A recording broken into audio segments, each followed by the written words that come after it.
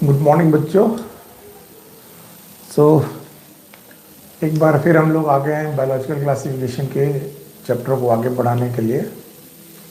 अब तक हम लोगों ने पढ़ा कि 5 किंगडम क्लासिफिकेशन में मोनेरा जो है वो हमारा पहला किंगडम है, जो इसको हम लोग यूनिसेलुलर प्रोकैरियोटिक किंगडम बोलते हैं। और उस किंगडम में बैक्टीरिया जो है मेन मेंबर है, सोल मेंबर है। कई बार हम लोग मानते हैं कि they are the main member of Monera. फिर हम लोग मोनेरा का क्लासिफिकेशन करते हैं all with respect to all 8 point, जिनमें से 8 पॉइंट में पहला पॉइंट था it was habit and habitat, दूसरा था फॉर्म, तीसरी थी मॉर्फोलॉजी, कैसे देखते हैं मॉर्फोलॉजी।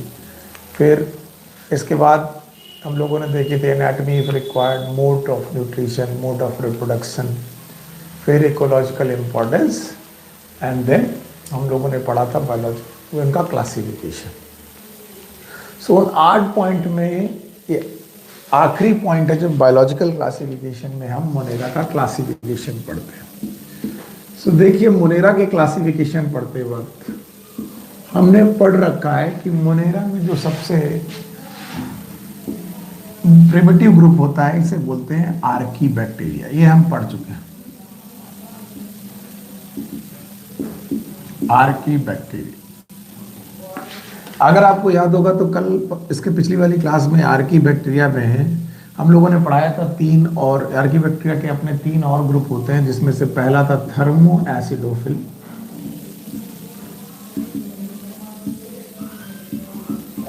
ओके। थर्मो एसिडोफिल के अलावा था इसके बाद था हैलोफिल्स, और थर्मोएसिडोफिल्स हैलोफिल्स के अलावा हमारे पास तीसरा बंदा था मिथेनोजेंस।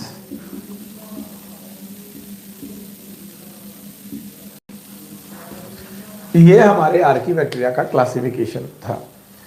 यानी बैक्टीरिया के टोटल क्लासिफिकेशन में आर्की बैक्टीरिया 3 प्रकार के से thermoacidophiles, halophiles and methanogen. मैंने ये भी बताया था कि archaebacteria these are known as oldest living organism. ये सबसे ओल्डेस्ट लिविंग ऑर्गेनिज्म थे। आज मैं ये पढ़ाने नहीं आया, ये तो आप पढ़ चुके हैं। आज मैं पढ़ाने आया हूं दूसरा ग्रुप जिसे हम लोग बोलते हैं यू बैक्टीरिया। यू बैक्टीरिया का मतलब ही होता है ट्रू बैक्टीरिया। याद रखना, यू शब्द का मतलब ही होता है ट्रू। अब आप बोल सकते हैं कि क्या ये सर फॉल्स बैक्टीरिया है? तो मैंने कहा ये फॉल्स बैक्टीरिया नहीं है, ये भी बैक्टीरिया ही है, लेकिन सेल वॉल में डिफरेंस है। इनके पास पेप्टाइडोग्लाइकन की सेल वॉल नहीं है, इनके पास पेप्टाइडोग्लाइकन की सेल वॉल है। Okay, now the eubacteria they are classified on the basis of nutrition. Classified on the basis of nutrition.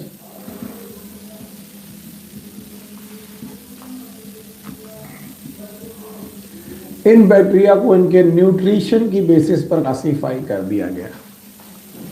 Okay, अब यू बैक्टीरिया फर्दर क्लासिफाई किए जाते हैं 2 पार्ट में। मैं यहां से हटा देता हूं, ये वाला पोर्शन आर्की बैक्टीरिया के लिए हो गया, वो यू बैक्टीरिया के लिए हो गया। इनमें से ये जो ग्रुप है बेटा, ये क्लासिफाई किया जाता है फॉर द यू बैक्टीरिया। और यू बैक्टीरिया 2 प्रकार के मुख्य रूप से। एक है ऑटोट्रॉपिक।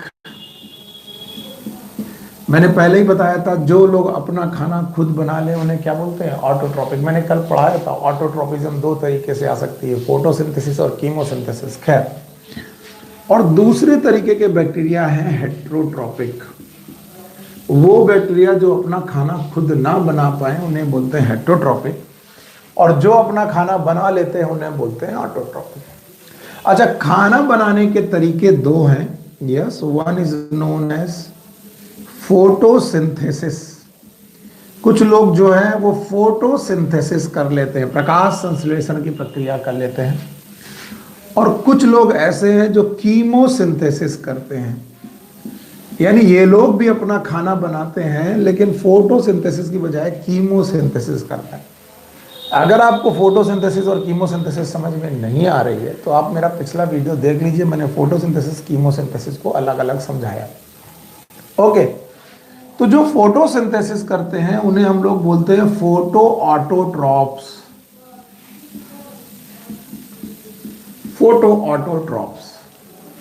जो कीमोसिंथेसिस करते हैं उन्हें बोलते हैं chemo autotrophs.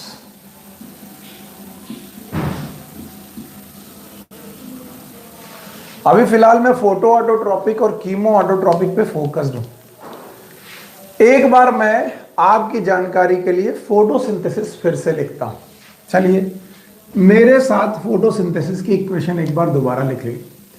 Carbon dioxide plus water when they react in presence of sunlight. Sunlight की प्रेजेंस में जब भी ये रिएक्ट करते हैं, क्लोरोफिल भी होना चाहिए, और तब C6H12O6 बनता है, साथ में निकलती है oxygen.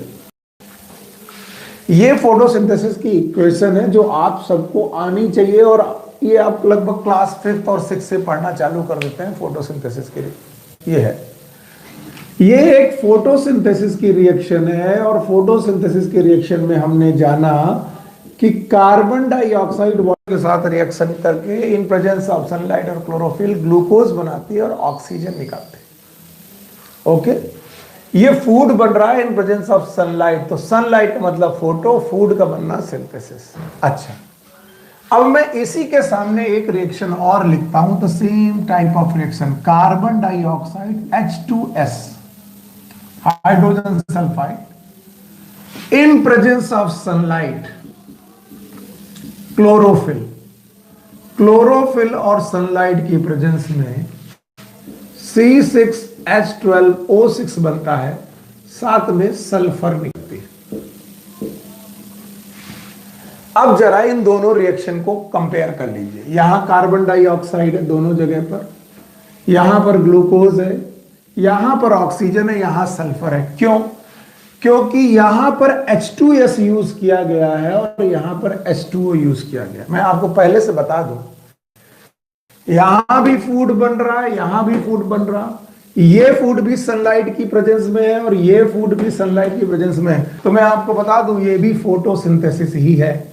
It is also known as photosynthesis, यानी दोनों ही जगह पर फोटोसिंथेसिस लिखी हुई है। एट बोथ प्लेसेस, चाहे ये जगह हो चाहे ये जगह हो, दोनों जगह पर मैंने फोटोसिंथेसिस ही लिखी है। लेकिन दोनों फोटोसिंथेसिस में ग्लूकोज बन रहा, लेकिन एक फोटोसिंथेसिस में सल्फर निकल रहा है बाहर और दूसरी फोटोसिंथेसिस में ऑक्सीजन निकल रहा है। तो याद रखना, फोटोसिंथेसिस दो प्रकार की होती है, कीमोसिंथेसिस नहीं, फोटोसिंथेसिस। पहले ऑटोट्रोपिज्म दो प्रकार की होती है, फोटो ऑटोट्रोपिज्म, कीमो ऑटोट्रोपिज्म। ना, फोटोसिंथेसिस खुद में दो प्रकार की होती है। एक होती है ऑक्सीजेनिक, अब ये मैं पोर्शन हटा दूंगा, आर्किबैक्टीरिया आप मान के चलें कि आप पढ़ चुके हैं। ऑक्सीजेनिक, ऑक्सीजेनिक फोटोसिंथेसिस वो होती है जिसमें ऑक्सीजन बाहर आए। और दूसरी तरीके की फोटोसिंथेसिस होती है एनऑक्सीजेनिक, जिसमें ऑक्सीजन ना निकले बल्कि कुछ और निकले, जैसे सल्फर निकल गए। तो फोटो ऑटोट्रोपिज्म भी दो प्रकार की, ऑक्सीजेनिक एंड एनऑक्सीजेनिक। ऑक्सीजेनिक वाले लोग दे लिबरेट ऑक्सीजन, इनमें ऑक्सीजन निकलती है ड्यूरिंग फोटोसिंथेसिस। जो फोटोसिंथेसिस के दौरान ऑक्सीजन लिबरेट करें, ऐसी फोटोसिंथेसिस को ऑक्सीजेनिक बोलते हैं। और इनका एग्जाम्पल है साइनोबैक्टीरिया, बड़ा ग्रुप है, इसको मैं डिटेल में पढ़ा दूंगा। Cyanobacteria, these cyanobacteria are also known as blue green algae। Although ये एल्गी नहीं है, लेकिन इन्हें हम लोग ब्लू ग्रीन एल्गी के नाम से जानते हैं। ओके, इसके अलावा एनऑक्सीजेनिक बैक्टीरिया भी हैं जो फोटोसिंथेसिस ही करते हैं, फोटोसिंथेसिस करते हैं लेकिन ऑक्सीजन की बजाय सल्फर निकालते हैं। सल्फर निकालने की वजह से इन बैक्टीरिया का नाम सल्फर बैक्टीरिया है। अच्छा, सल्फर बैक्टीरिया नाम सुनते ही ऐसा लगता है कि ये कीमो ऑटोट्रोपिक होंगे। मैं पहले से बता दूं, ये कीमो ऑटोट्रोपिक नहीं है, they are not chemoautotrophic, ये भी फोटो ऑटोट्रोपिक है। और इनका कलर हो सकता है green bacteria, green sulphur bacteria, या फिर इनका कलर हो सकता है पर्पल सल्फर बैक्टीरिया। ओके, देखिए फिर से मैं बोल रहा हूं, यू बैक्टीरिया को फर्दर क्लासिफाई किया गया दो पार्ट में, एक ऑटोट्रोपिक यू बैक्टीरिया, दूसरे हेट्रोट्रोपिक बैक्टीरिया। मैंने आपके हेट्रोट्रोपिक बैक्टीरिया को अभी छुआ भी नहीं है, अभी नहीं पढ़ाया मैंने ऑटोट्रोपिक बैक्टीरिया के बारे में पढ़ाया है, वो बैक्टीरिया जो अपना खाना खुद बना ले। अभी जो ऑटोट्रोपिक बैक्टीरिया है ये दो प्रकार के, एक फोटोसिंथेसिस करते हैं और एक कीमोसिंथेसिस करते हैं। अभी मैंने कीमोसिंथेसिस वाले भी नहीं छुए, केवल किसको छुआ, फोटोसिंथेसिस वाले। फोटोसिंथेसिस वाले बैक्टीरिया को हमने फोटो ऑटोट्रॉप कहा, और फोटो ऑटोट्रॉप कहने के बाद बोला कि फोटोसिंथेसिस दो प्रकार की, एक में सल्फर निकलती है, एक में ऑक्सीजन निकलती है। तो photoautotrophic itself are of two type, one is known as oxygenic, जो ऑक्सीजन को जनरेट कर दे दिस, और दूसरे एनऑक्सीजेनिक, जो बेटा फोटोसिंथेसिस करे लेकिन ऑक्सीजन जनरेट ना हो। ऑक्सीजेनिक का एग्जांपल है साइनोबैक्टीरिया। तो अगर बैक्टीरिया में कोई फोटोसिंथेसिस करके ऑक्सीजन जनरेट कर रहा है तो वो है साइनोबैक्टीरिया। बाकी बैक्टीरिया जो फोटोसिंथेसिस कर रहे हैं वो सल्फर को जनरेट कर रहे हैं, इसीलिए उन बैक्टीरिया का नाम सल्फर बैक्टीरिया है, और उन्हें ग्रीन सल्फर बैक्टीरिया या पर्पल सल्फर बैक्टीरिया कह रहे हैं।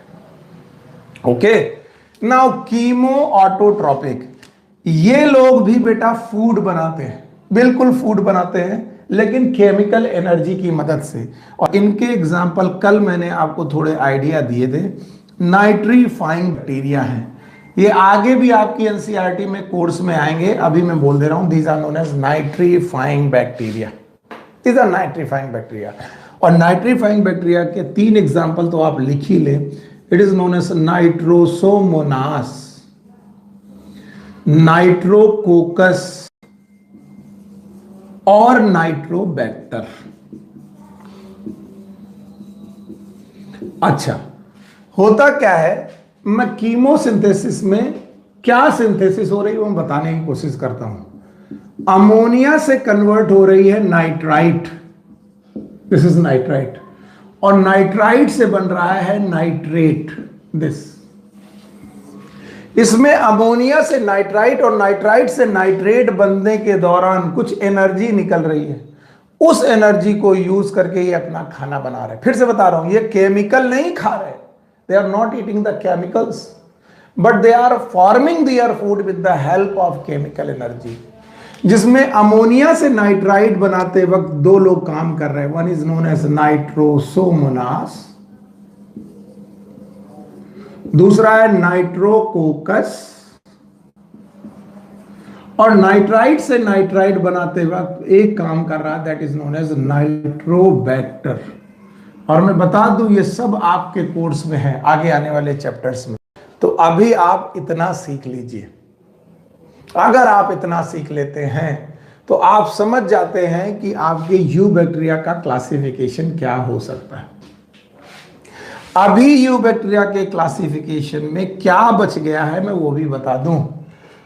अभी हमारे हेट्रोट्रॉपिक बैक्टीरिया बच चुके हैं। ये वो बैक्टीरिया हैं जो अपना खाना नहीं बना सकते, can not prepare their food, ये अपना खाना खुद नहीं बना सकते हैं। और याद रखना, हेट्रोट्रॉपिक बैक्टीरिया दो प्रकार के होते हैं, one is known as parasite और दूसरे हैं सैप्रोफाइट। इस पे मैं बड़ी बातें कर चुका हूं पैरासाइट और सैप्रोफाइट में, जिसमें से सैप्रोफाइट को हम लोग डिकम्पोजर्स बोलते हैं। डिकम्पोजर्स ये सड़ी गली चीजों को खाते हैं, इसीलिए इनका नाम हम लोग डिकम्पोजर रख चुके हैं और इन्हें पढ़ाया जा चुका है। And now parasite again of two type, one is known as useful और दूसरे हैं हार्मफुल।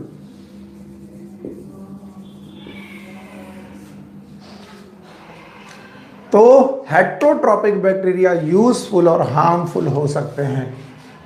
कौन होंगे यूजफुल, कौन होंगे हार्मफुल, बोर्ड में जगह नहीं है। इसको समझाने के लिए मैं दोबारा ये पूरी चीजें लिखूंगा, लेकिन यहां तक आप एक बार पहुंच जाइए। दोबारा लिखते वक्त हम लोग इसका रिवीजन भी कर सकते हैं। देखिए, कई लोग इस बात को ना समझ पा रहे हो, देर से आए हों, तो एक बार इसकी चार्टिंग हम लोग फिर कर लेंगे। चार्टिंग कर लेने से हमारा टॉपिक और क्लियर होता है। एक बार मैं पहले पढ़ा दूं। Yes, Monera that is known as bacteria, they are classified into two group, one is known as archaebacteria, you bacteria.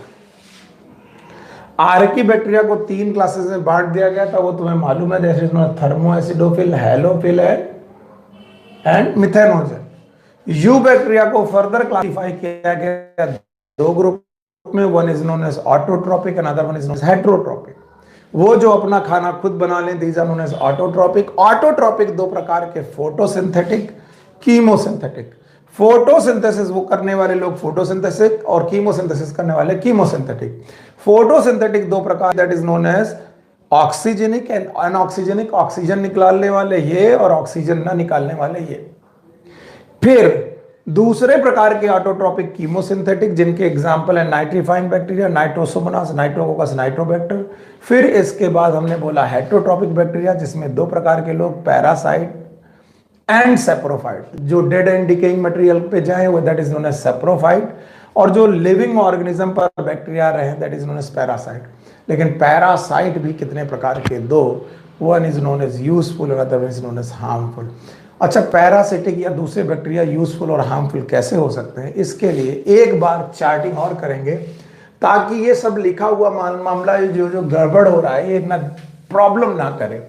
अगर आपने एक बार और मेरे साथ इसे लिख लिया, कई लोग कह रहे होंगे सर मिटाइए मत, मैंने अभी लिखा नहीं है। मैं एक बार और लिखने वाला हूं और आपके पास वीडियो है, अगर आपने इसको सही ढंग से लिख लिया देन आपकी प्रॉब्लम सॉल्व होने वाली है।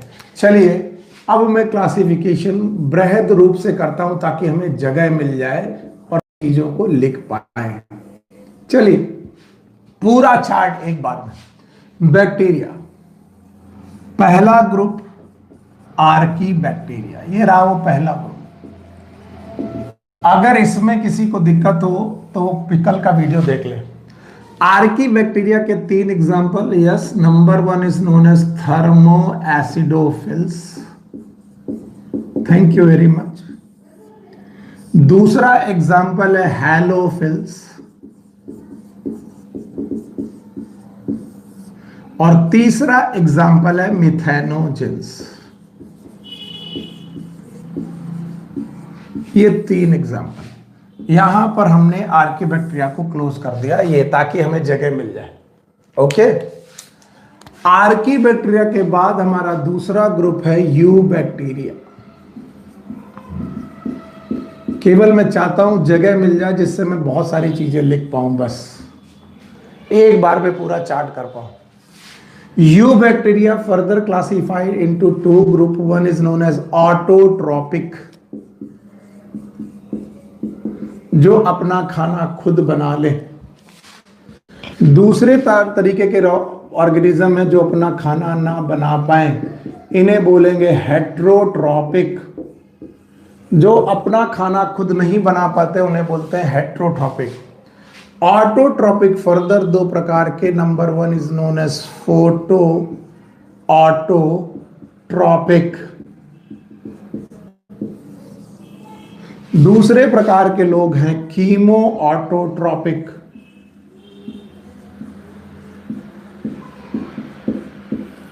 कीमो ऑटोट्रॉपिक वाले लोग करते हैं कीमोसिंथेसिस। फोटो ऑटोट्रॉपिक वाले लोग करते हैं फोटोसिंथेसिस। अब फोटोसिंथेसिस 2 प्रकार की। एक फोटोसिंथेसिस जिसे हम लोग बोलते हैं ऑक्सीजेनिक, दूसरी फोटोसिंथेसिस जिसे हम बोलते हैं एनऑक्सीजेनिक। ऑक्सीजेनिक फोटोसिंथेसिस को लिखने का तरीका है carbon dioxide plus water, they will form C6H12O6, साथ में निकलेगी oxygen in presence of sunlight and chlorophyll. ये रिएक्शन करने वाले लोग, इस रिएक्शन में ऑक्सीजन निकल रही है। एग्जाम्पल है साइनोबैक्टीरिया।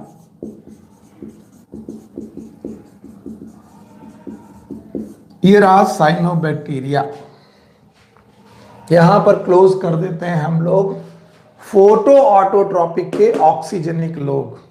नाउ एनऑक्सीजेनिक लोग, इनकी रिएक्शन कुछ ऐसी होती है carbon dioxide plus H2S, they will form C6H12O6, साथ में सल्फर निकल आएगी इन presence of sunlight and chlorophyll. Okay, इनके एग्जाम्पल है, क्योंकि यहां पर सल्फर निकल रही है, इनके एग्जाम्पल हैं ग्रीन एंड पर्पल। 2 कलर के बैक्टीरिया हैं और दोनों सल्फर निकालते हैं, इसलिए ग्रीन बट सल्फर बैक्टीरिया या फिर पर्पल सल्फर बैक्टीरिया। ओके, पता नहीं। Okay, now the second type of bacteria जो नाइट्रीफाइंग बैक्टीरिया, जैसे अमोनिया से निकाल सकते हैं नाइट्राइट और नाइट्राइट से बना सकते हैं नाइट्रेट। इनमें पहले स्टेप के बैक्टीरिया हैं नाइट्रोसोमोनास, पहले स्टेप के दूसरे बैक्टीरिया है नाइट्रोकोकस, और तीसरे स्टेप के इसी पहले स्टेप के बैक्टीरिया दोनों, और दूसरे स्टेप के बैक्टीरिया है नाइट्रोबैक्टर।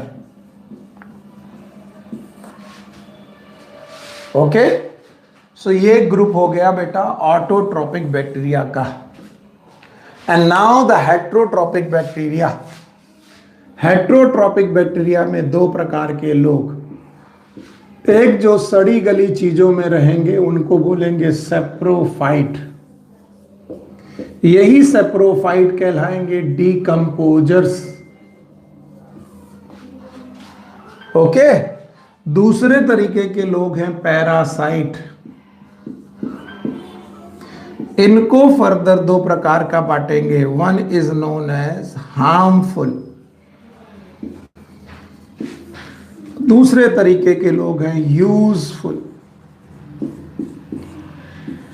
यूजफुल बैक्टीरिया में क्या क्या बैक्टीरिया हो सकते हैं?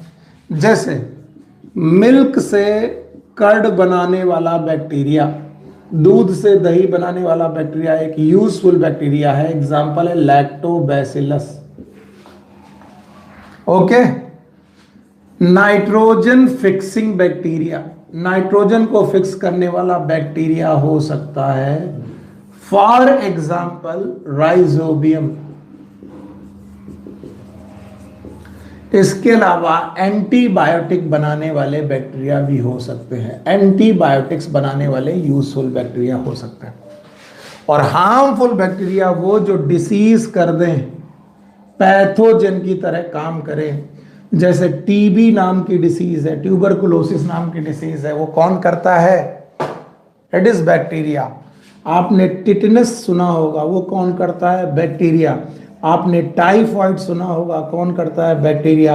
आपने सिफिलिस सुना होगा। ये इस तरीके की बहुत सारी बीमारियां हैं जो बैक्टीरिया से होती हैं। तो इस तरीके से यूजफुल और हार्मफुल बैक्टीरिया है। यस, साइनोबैक्टीरिया वो और भी बैक्टीरिया है जो अपना फूड खुद बनाते हैं, ऑक्सीजन निकालते हैं। इनके दो एग्जाम्पल हैं, एक है नॉस्टॉक और दूसरा है एनाबिना। मैं आपको बता दूं, साइनोबैक्टीरिया की थोड़ी डिटेल और है अपने कोर्स में, वो मैं आपको अभी पढ़ा दूंगा। फिलहाल इतना आप लोग पढ़ करके समझ लें और इसे नोट कर सकते हैं। अगर आपको कोई दिक्कत हो तो बता दें। ये है बैक्टीरिया का फुल क्लासिफिकेशन, मैक्सिमम क्लासिफिकेशन। यही वो क्लासिफिकेशन है जो आपको आना चाहिए। एक बार और, क्योंकि ये तीसरी बार है, अब इसके बाद मैं मिटा रहा हूं। उसके बाद आप लोग देखिएगा बैक्टीरिया कितने प्रकार के? दो। एक कौन सा? आर्की बैक्टीरिया, थर्मोएसिडोफिल, हेलोफिल और मिथेनोजेन नाम के आर्की बैक्टीरिया। ओके। फिर दूसरे बैक्टीरिया यू बैक्टीरिया, इन्हीं को हम लोग ट्रू बैक्टीरिया बोलते हैं। Now the true bacteria are two type, autotrophic और हेट्रोट्रोपिक, जो अपना खाना खुद बना लें, दीज आर ऑटोट्रोपिक। जो अपना खाना ना बना पाए वो हेट्रोट्रोपिक। ऑटोट्रोपिक दो प्रकार के, number one is photo autotrophic, number two is chemo autotrophic.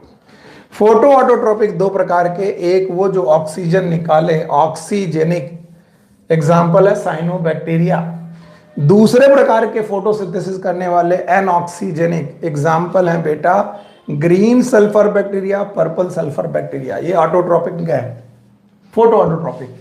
इसके बाद कीमो ऑटोट्रोपिक, अमोनिया से नाइट्राइट, नाइट्राइट से नाइट्रेट बनाने वाले bacteria, these are known as nitrifying bacteria. तीन example, Nitrosomonas, Nitrococcus, Nitrobacter. Okay. Now heterotrophic bacteria दो प्रकार के, one is parasite, another one is saprophyte. जो डेड एंड डिकेइंग में जाए उन्हें बोले सैप्रोफाइट, डिकम्पोजर्स बोलते हैं। पैरासाइट दो प्रकार के, यूजफुल एंड हार्मफुल। मिल्क से कर्ड बनाने वाले लैक्टोबैसिलस, नाइट्रोजन फिक्स करने वाले राइजोबियम, एंटीबायोटिक बनाने वालों में हो सकता है आपके दिमाग से निकले पेनिसिलियम, वो नहीं है, पेनिसिलियम वाज फंजाई। तो ये कौन है? स्ट्रेप्टोमाइसिस। इसके बाद हार्मफुल बैक्टीरिया वो हैं जो डिसीज करेंगे, टिटनेस करेंगे, टाइफॉइड करेंगे, एटसेट्रा। इन सब में से एक बैक्टीरिया अपने पास बृहद रूप में आता है, that is known as cyanobacteria in detail. हमारे पास साइनोबैक्टीरिया की डिटेल पढ़ाने के लिए है, क्योंकि बुक में डायग्राम वगैरह बना है। पहली बात तो आप याद रख लें, cyanobacteria are also known as blue green algae.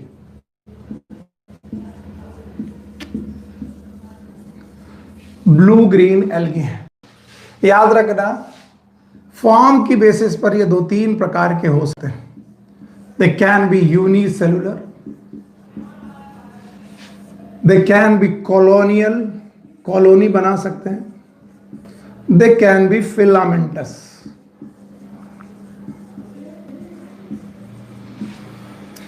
याद रखना, एक्सेसिव ग्रोथ, इनकी जो ज्यादा ग्रोथ होती है, एक्सेसिव ग्रोथ कभी कभी हो जाती है, और इस एक्सेसिव ग्रोथ को हम लोग कई बार एल्गल ब्लूम के नाम से भी जानते हैं, algal Bloom.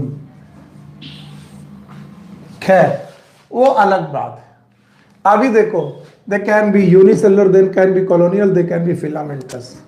Most of the time इनका जो स्ट्रक्चर है वो फिलामेंटस होता है। कैसा होता है? फिलामेंटस। फिलामेंटस स्ट्रक्चर में अक्सर क्या होता है, बहुत सारे साइनोबैक्टीरिया की cells, they will form filament like structure, एक दूसरे के साथ जुड़ करके एक फिलामेंट लाइक स्ट्रक्चर बना देते हैं। ठीक, एक फिलामेंट लाइक स्ट्रक्चर है। इस फिलामेंट लाइक स्ट्रक्चर के चारों तरफ म्यूसिलेज कवरिंग होती है।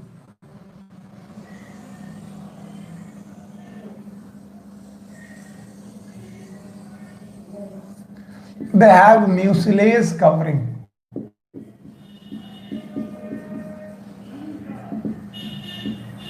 कई बार बुक में लिखा रहता है जेलेटिनस कवरिंग, याद रहेगा। इसमें सारी सेल एक फिलामेंट की कॉलोनी में रहती है, याद रखना। इनमें से कुछ सेल अलग प्रकार की सेल हो जाती हैं, बाकी सेल से बहुत ही अलग हो जाती हैं।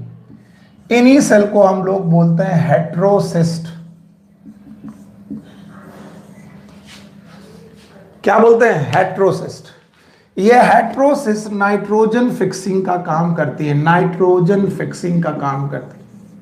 यानी जो साइनोबैक्टीरिया होते हैं वो ज्यादातर समय पर नाइट्रोजन फिक्सिंग का काम करते हैं, याद रहेगा। बाकी सेल्स इनकी जो है वो ग्रीन कलर की हैं, दे आर ग्रीन कलर,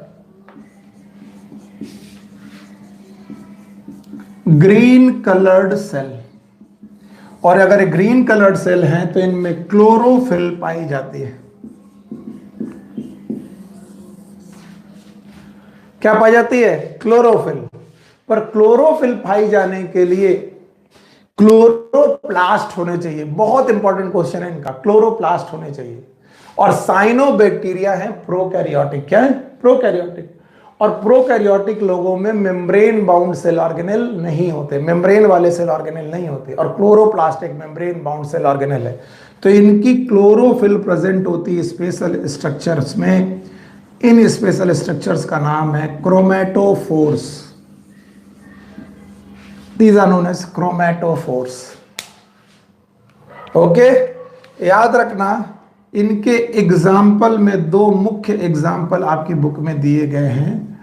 एक का एग्जाम्पल है नॉस्टॉक और दूसरे का एग्जाम्पल है एनाबिना। नॉस्टॉक एंड एनाबिना, याद रहेगा। तो नॉस्टॉक और एनाबिना ये नाइट्रोजन फिक्सेशन करते हैं।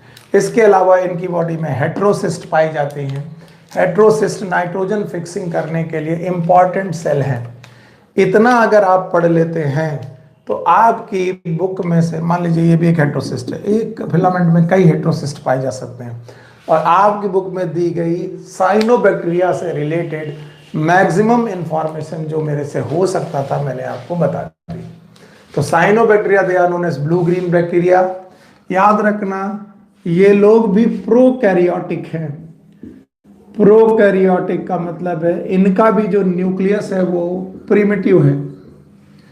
न्यूक्लियस प्रिमिटिव होने की वजह से हम बता सकते हैं इनमें भी मेम्ब्रेन बाउंड सेल ऑर्गेनेल नहीं है। याद रखना है एक्सेसिव ग्रोथ होती है, एल्गल ब्लूम होता है। इनके स्ट्रक्चर में यूनिसेलुलर, कॉलोनियल और फिलामेंटस हो सकते हैं। मोस्ट ऑफ द टाइम ये फिलामेंटस फॉर्म में होते हैं। इनके चारों तरफ, फिलामेंट के चारों तरफ म्यूसिलेज कवरिंग होती है या फिर जेलेटिनस कवरिंग होती है। याद रखना इनके फिलामेंट में जगह जगह पर स्पेशल सेल्स पाई जाती हैं और इन स्पेशल सेल्स का नाम होता है, क्या नाम होता है? हेट्रोसिस्ट। और इन हेट्रोसिस्ट में नाइट्रोजन फिक्स करने वाला एंजाइम होता है। इसी की वजह से ये नाइट्रोजन फिक्सिंग कर लेते हैं। ग्रीन कलर इनमें इसलिए होता है कि इनके पास क्लोरोफिल होता है। क्लोरोफिल रखने के लिए क्लोरोप्लास्ट इनके पास नहीं होता। क्लोरोफिल रखने के लिए क्लोरोप्लास्ट की जगह इनके पास क्रोमेटोफोर होते हैं। और इनके एग्जाम्पल है नॉस्टॉक एंड एनाबिना। अगर आप लोग नॉस्टॉक और एनाबिना याद रख लेंगे तो अच्छा रहेगा और आपको समझ में आ जाएगा। ओके ना, अगला बेटा एग्जाम्पल है, सॉरी अगला टॉपिक है स्मॉल ग्रुप, बहुत छोटा ग्रुप है, and that is known as mycoplasma. Mycoplasma भी मोनेरा के अंडर में ही क्लासिफाई किया गया ऑर्गेनिज्म है। तो चलिए the last topic of the Monera, Monera का आखिरी टॉपिक है माइकोप्लाज्मा।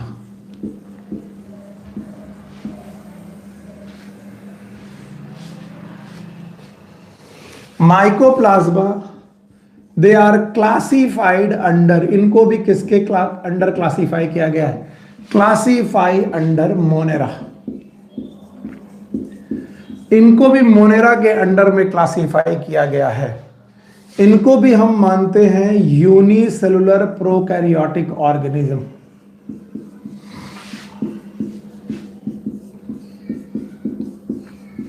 एक कोश की प्रोकैरियोटिक ऑर्गेनिज्म इन्हें मानते हैं।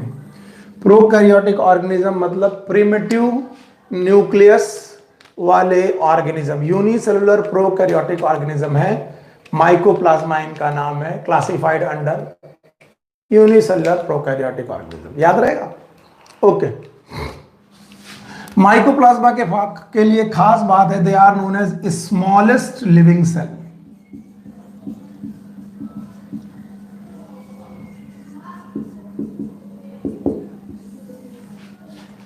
इन्हें हम लोग बोलते हैं स्मॉलेस्ट लिविंग सेल। ये याद रखना आप लोग। The mycoplasma are considered as smallest living cell. इनसे छोटी लिविंग सेल नहीं होती। याद रखना, स्मॉलेस्ट लिविंग सेल के अलावा इनकी बॉडी में सेल वॉल नहीं होती। They lack cell wall.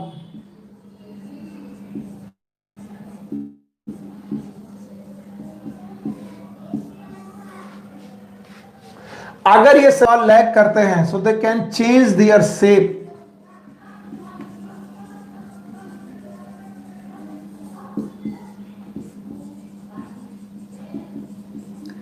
ये अपनी शेप बदल सकते हैं, और जो बार बार अपनी शेप बदल ले, जो बार बार अपना आकार प्रकार बदल ले, उसे हम लोग बहरूपिया बोलते हैं, बहरूपिया। And that's why they are also known as jokers of plant kingdom or the jokers of Moneran worlds. इन्हें हम जोकर्स ऑफ मोनेरा बोलते हैं। याद रखना, ये एक बीमारी करते हैं, pleuropneumonia. That's why they are also known as PPLO, pleuropneumonia like organism.